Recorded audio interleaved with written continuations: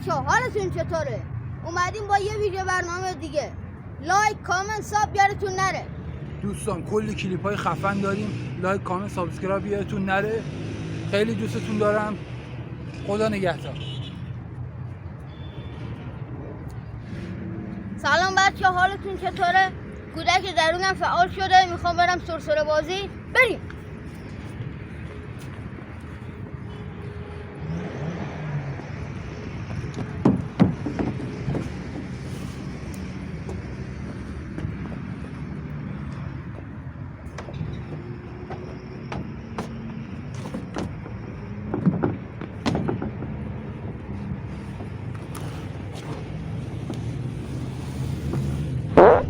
سلام بچه ها، خیلی حال میده. فقط من نمیدونم چرا تو تاپ جا نمیشم. تاپ واسه بچه های زیر 5 ساله فکر کنم. منم که بالای 30 سالم.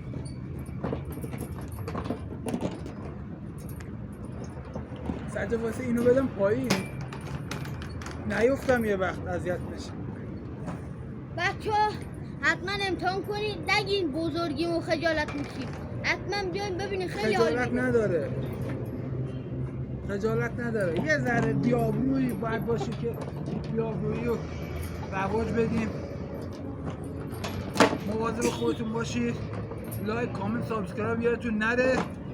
این بچه رد داده، میریم انرژیمون رو تخلیه کنیم.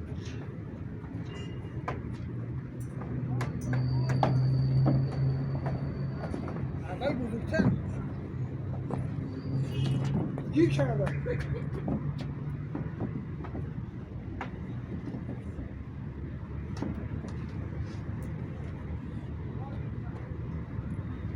پایین نردار شد.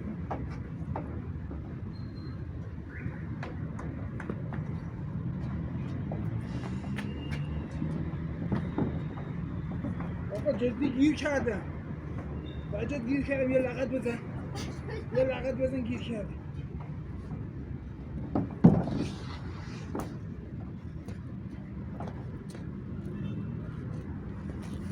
بچه ها لایک کامنت سابسکرایب یادتون نره.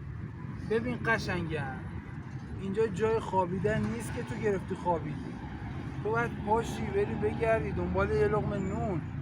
با خوابیدن کار درست نمیشه که. پاشو پاشو پاشو برو دنبال زندگیت. بچه سیاره نگاه چه قشنگه. دم تکون میده. ما رفتیم. خدا.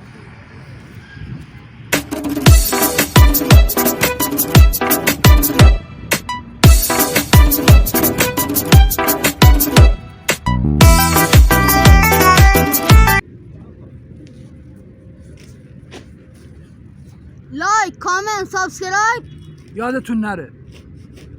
حمایت یادتون نره. خدا نگهدار. بچه ها ما داریم برمیگردیم. کلیپ گرفتیم براتون.